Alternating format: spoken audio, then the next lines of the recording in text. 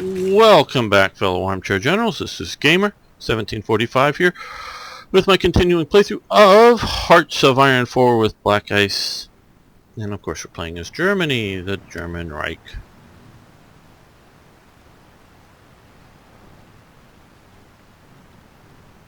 How are we doing for our vehicle needs? For some reason it thinks we need light tanks. Still got a lot of missing trucks. The fully motorized divisions take a lot. Now we're getting a handle on our anti-tank weapons, okay. The right ascendant in France, okay. But France is still quite chaotic, I do believe, at this time. Yes, we have an open slot here because Beck left us. We can get brow hitch. Divisional speed will increase considerably. 10% is a big overall boost. And we have our 1938 industrial effect.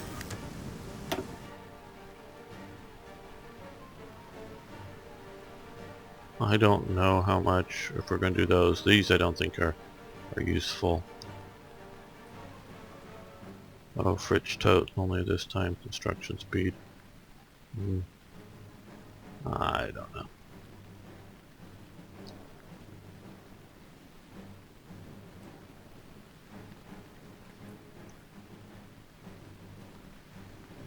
I would tie Fritz tote to this one, not the final one.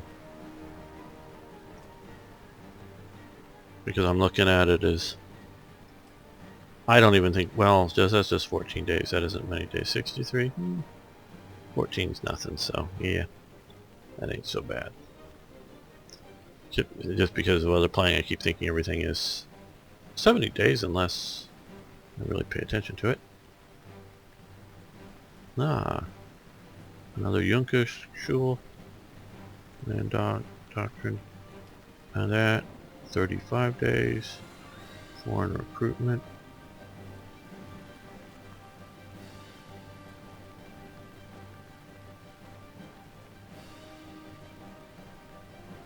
Yeah, let's go with this now. Reclaiming the suit. Let's try that. Oh, and we also have free military factories. So let's go with more truck production. More of the Opel Blitz. We'll do the full 2.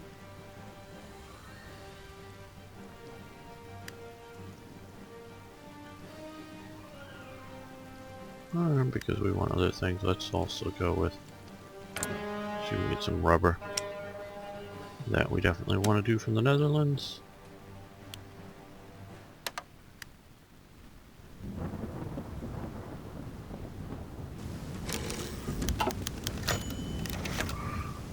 Okay, small arms factory level 11 research, which continues to bring down the build cost on many things. Ammunition, which... And I get this. This is basically... This is what America sort of excelled at. One of the German officers, and I don't think he was particularly high ranking, sometime after the end of World War I, basically commented something to the effect that America just came to the front and piled up so much equipment or supplies or whatever, and they just all fell on us because they had so much. And that's when World War I. Now, particularly if you look at World War I, the U.S. compared to the British and the French, and definitely compared to the Italians, Austrians, and Germans, very small number of troops in the theater, but their materiel help was incredible across the board, and even before the U.S. getting involved in it. I think it's the model Winchester 1895. Hard.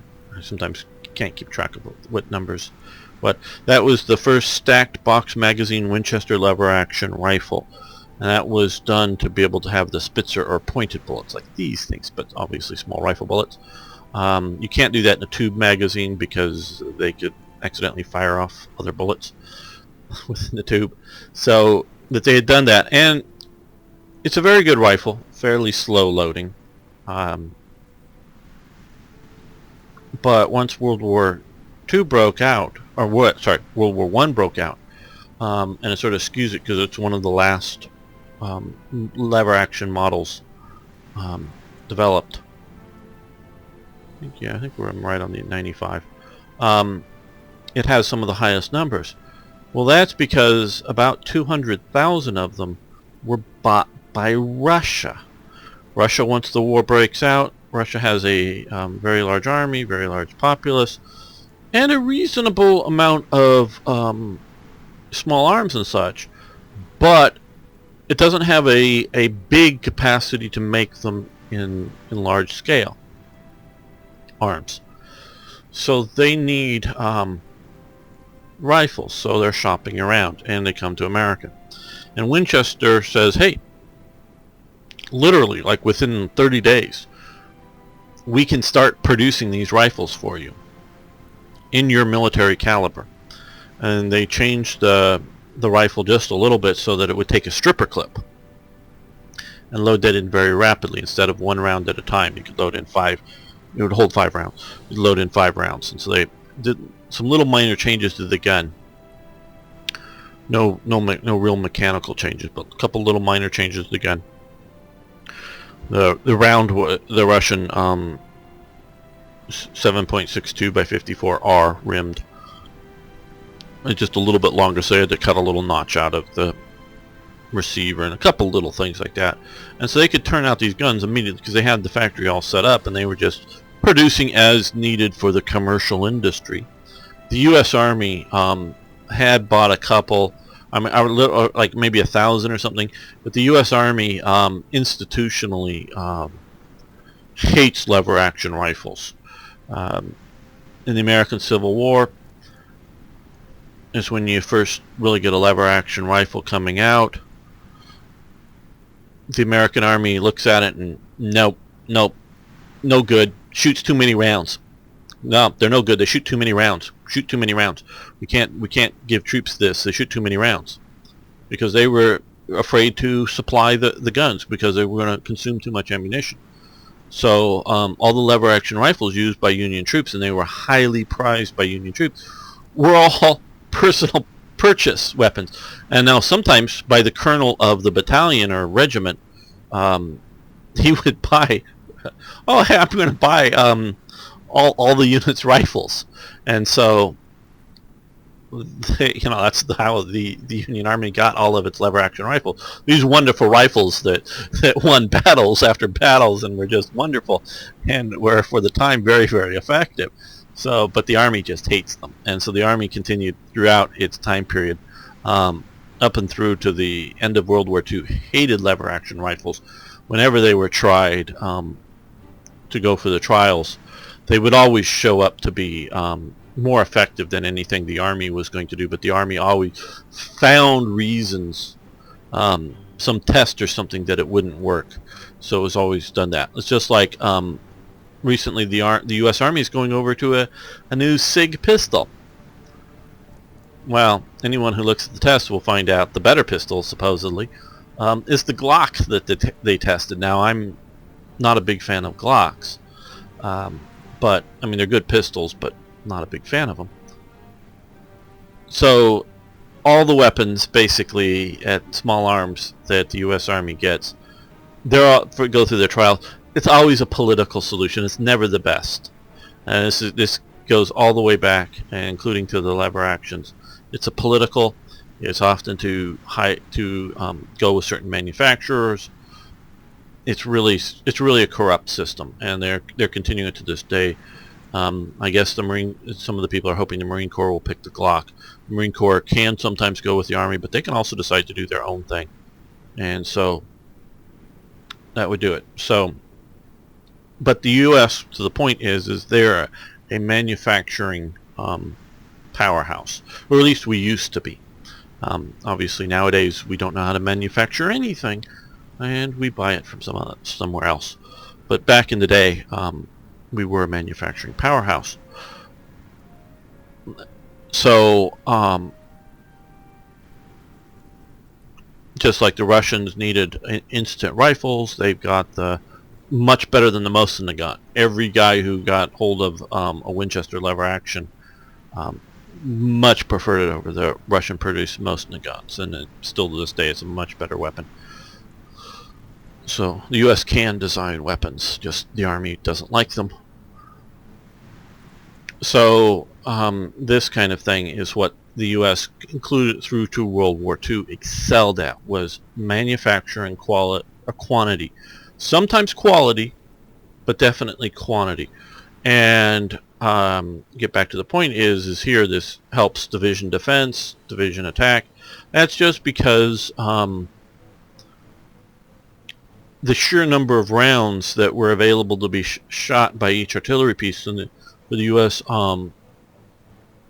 Artillery units, companies, battalions, batteries, however, was generally in an order of magnitude greater than the Germans or the Russians or the British, so that they can, there might be enemy in those woods. Well, let's blast those woods. And they just, where the Germans have got to like identify a target. Oh, there's actually a machine gun nest there, or there's actually, a company or a battalion or something sitting in those woods. Well, then we can shoot a few rounds at it, because they just never, through the war, could never maintain a level of production volume.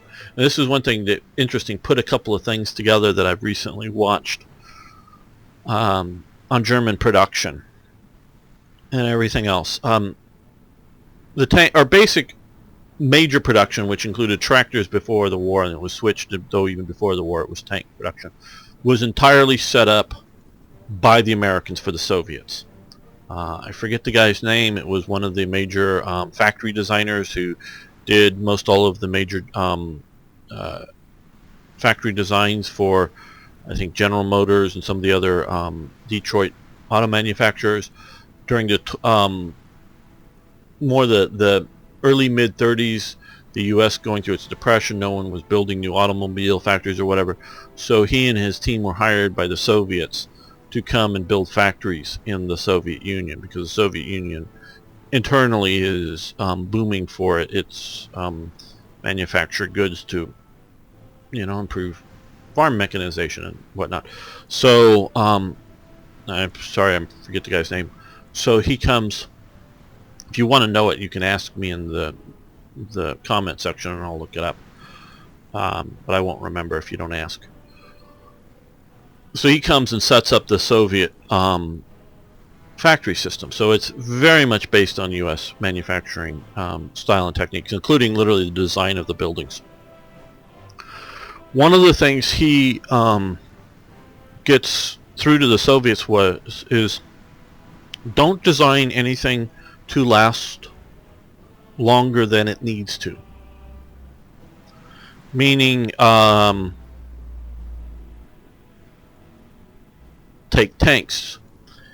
If a tank is going to last, say 60 days, I think that's the number that the Soviets came up with. A tank will exist once it's built in the unit for like 60 days.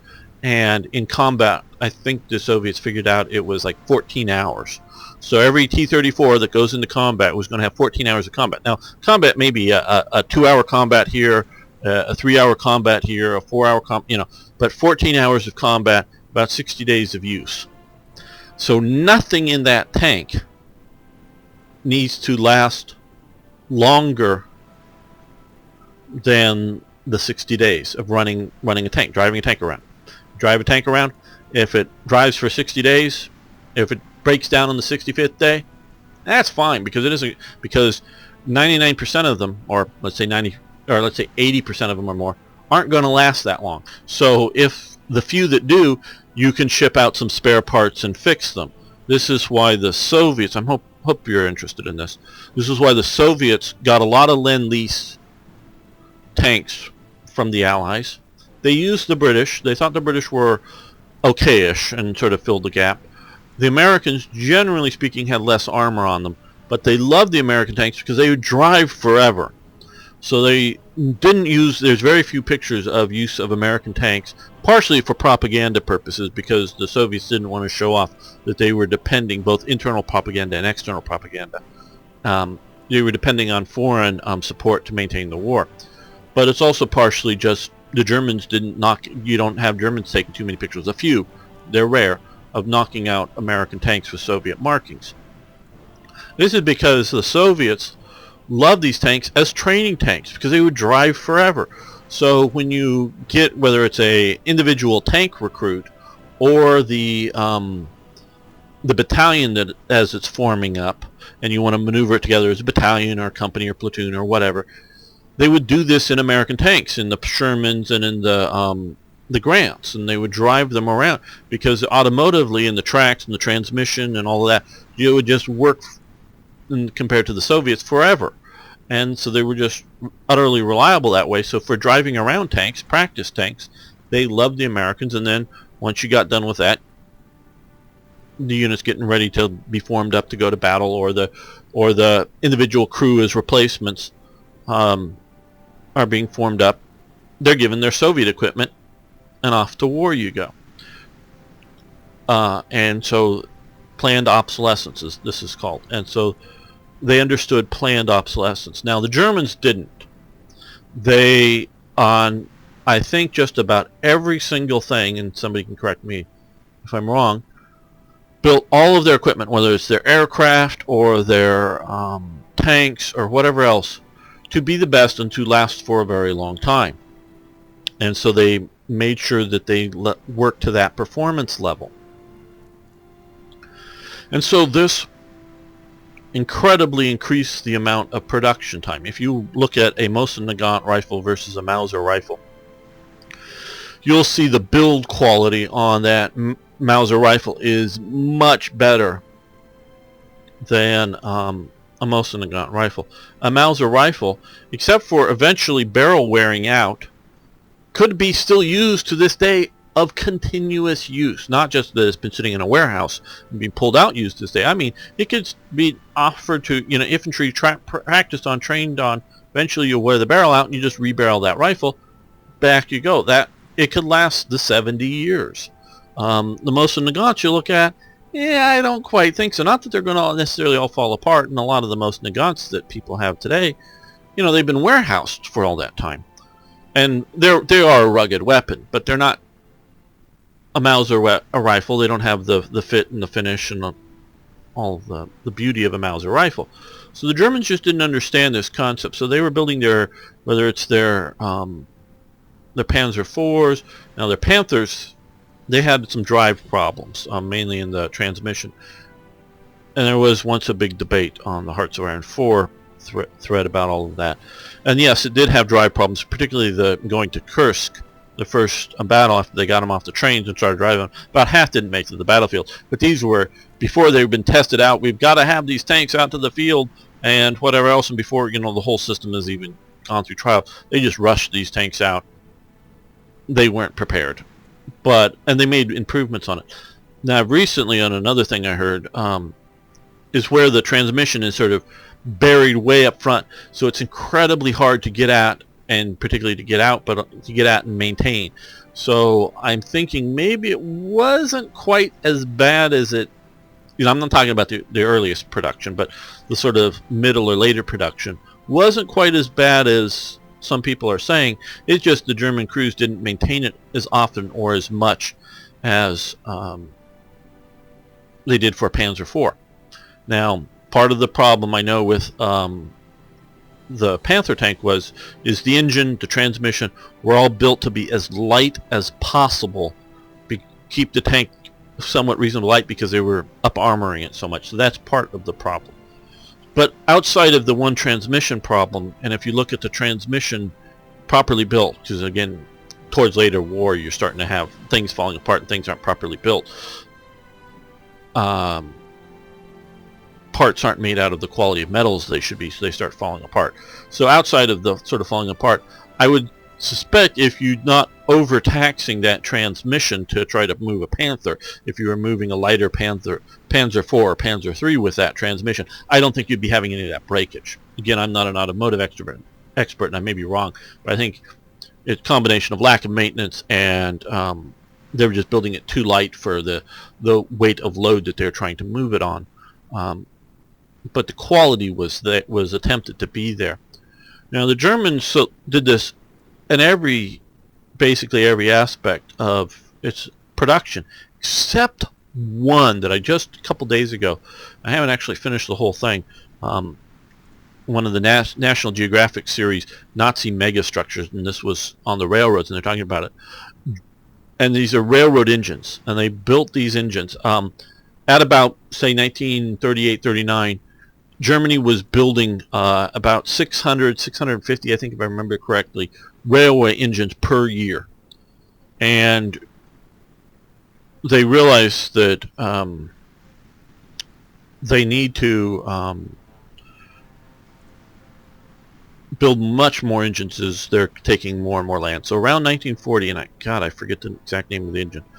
Again, if somebody wants to poke me at it, or somebody wants to look it up and put a link on to Wikipedia on it if there is one, they come up with this new designed engine that they build, and they standardize the building. It's a part of the problem with a German Tiger tank build is they would be building the Tiger tank, and because they're good designers and good things, they go, oh well, hey Fritz, how is your tank working out?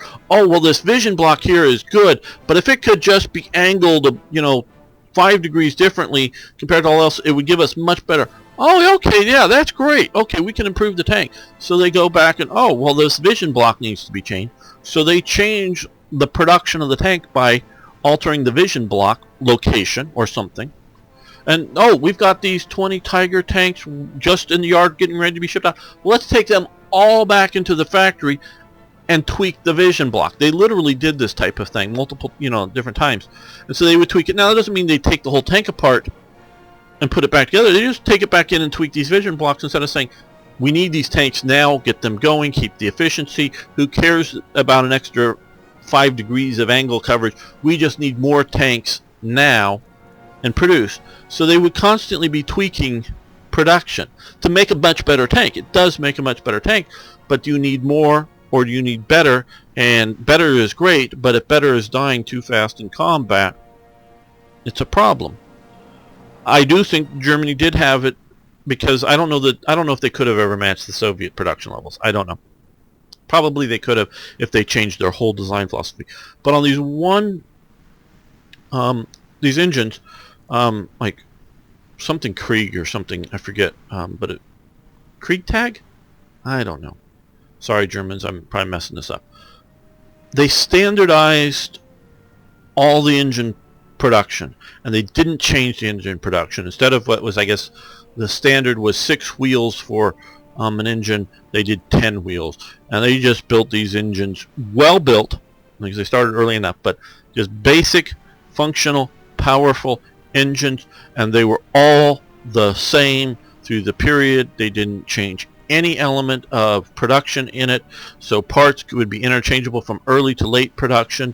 They just kept this all producing to produce more and more engines, and this is from some of the one of the authors said, and I can't think of another thing where they didn't constantly tweak production lines, was to produce railway engines, and they just produced all these railway engines. And so, like I said earlier in this monologue, they were producing about 650 engines per year in Germany.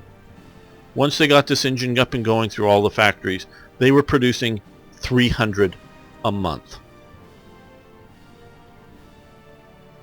Okay, 300 a month. What if they were producing comparatively that level of Panzer IVs per month, and say, screw going to a Panther, screw going to Tiger IIs. Yeah, they've got bigger guns. Okay, we're going to do a few as tank killers mounting heavier guns without a turret, but we're just going to produce Panzer IVs. Yes, they're going to die quicker, but we're going to produce. So I just wonder if they had done that, what the change would be. But Germany, the whole German mindset, and this is from basically from some degree from Albert Speer down to the basic workers, the whole conceptual German production idea just can't conceive of this. And I still think this is because whenever I encounter it, and I'm not saying it's universal by any means because people aren't universal, but just whenever I encounter German production, it's just highly over-engineered than it needs to be. And part of what I'm looking at is some of my fellow sub-modders and their coding, and it's going, man, that's just really good. The coding, the whole layout, that's artistry, and it's just really, really beautiful. All the little hashtag things that, you know, to rem out things that are just, and they're all the same, and it's all done up, and there's all kinds of internal stuff, and all the events are laid out and they're numbered, where I'm just, I need 3 more events, so I just add them at the bottom, Now they've got this whole thing planned out, and it's just really, and it's really good, and it's, for me as a person wanting to look and find things, it's much easier. But as a player, this end, it's of no, all this extra stuff is of no help. And this is sort of the mindset. Not that that over-engineering mindset is wrong, it's just wrong maybe, and I think it is, in the acid test of getting stuff done in a war. And so, so it's something that you can't just change on the dime. Now they did change that on the railway engines, and that's just one thing, but so you can't just do this. Now I was talking to Panzeru, the main lead person for Hearts of Iron, or for BlackICE, whether for 3 or 4, but now he's just working on 4. So I do notice him periodically posting in the 3 forums still. We were talking about, well, hope this is interesting to you, or we can close this. But we were talking about this. I was pushing for a more standard Hearts of Iron 4 modifiers. Oh, stop. Hearts of Iron 4 modifiers, as opposed to the ones that he has here. And he was arguing, well, why does dispersed industry help production efficiency retention? And so we were going back and forth on that a little bit. And basically I told him, and this, I can say it this way, my understanding is, teaser, concentrated industry is modeled on the U.S. industrial situation in World War II. So obviously it's very similar to the Soviets. It's not as concentrated as it could be. They didn't, shall we say, farm out too many subcontractors so much, but it wasn't always all done in the same location. Meaning that maybe the manufacturing was, but say a manufacturing plant may be some ways away from a steel plant or something like that, and so they use the U.S. Railway networks to, you know, shifted it around. So, but it was generally a concentrated industry, but it wasn't, because I don't think, I live in California, as many of you know. Before the war and during the war, it was a major aircraft manufacturing setting up out here. But I don't think, and I know we don't have any now, but I don't think even then we had any aluminum manufacturing in California of any scale. I may be wrong about that, but I've sort of looked into some degree, not exhaustively. But I think all of the aluminum that was being made somewhere else in the United States and shipped out on trains to California to be used in the aircraft manufacturing. So I think all of the manufacturing the bits and the pieces of the aircraft, and then the assembly of the aircraft, because see, between dispersed industry, generally speaking, is all the, you know, the screws may be made in one city and the brackets may be made in another city. and they're brought together in one factory to be assembled, is sort of the dispersal.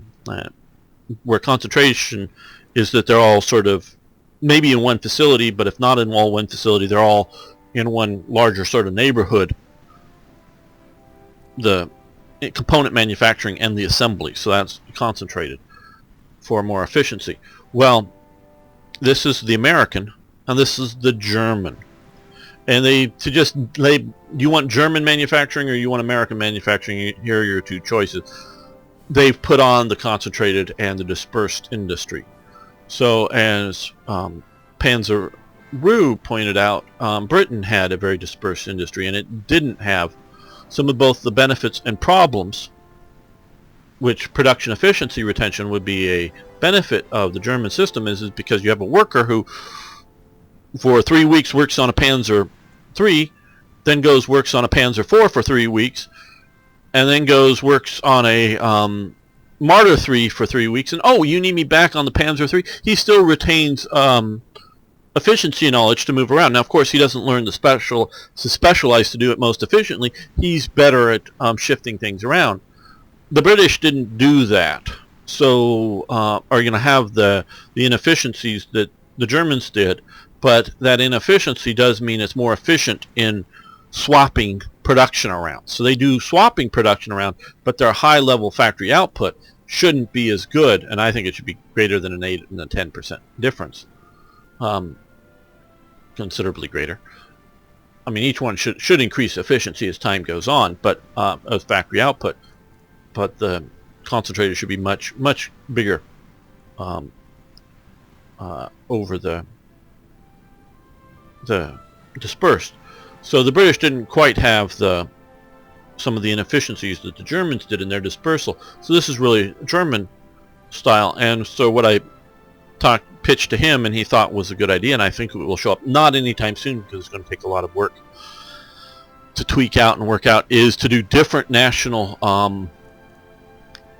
paths here, and I don't know how much he would let, because in my opinion Germany should not be allowed to do concentrated, because are we talking about National Socialist Germany in 1936 and the German mindset? They ain't going to become Americans in production.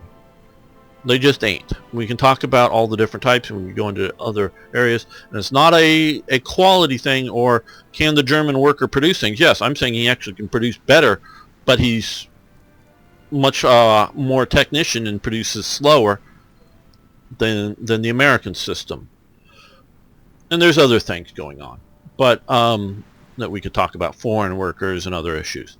But is to do different national paths that may have some branching into them, but you're not, Germany isn't going to be able to do America and vice versa. You know, so, but a little bit more tailored to the British, to the Soviet, to the Japanese, and whether he gets into other types, sort of national production things. And I hope he does continue thinking about that.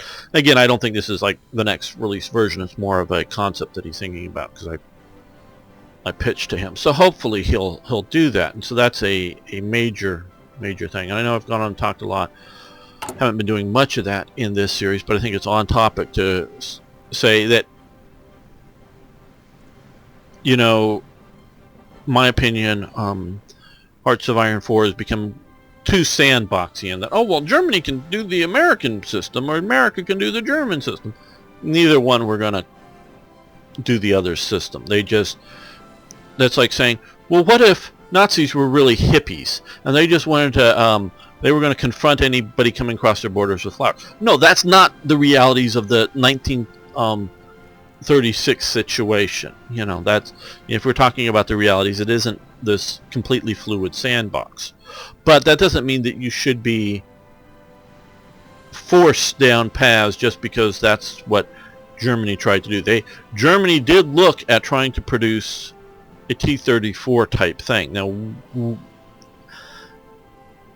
I don't know if they could have quite matched the simplicity, the lack of tweaking with it. I mean, obviously they changed the T-34 over the years, you know, from a 2-man turret to a 3-man turret, from a 76 millimeter gun to an 85 millimeter gun. You know, there's a progression of changes over it, and some of those are just different factories that were doing some different things over time.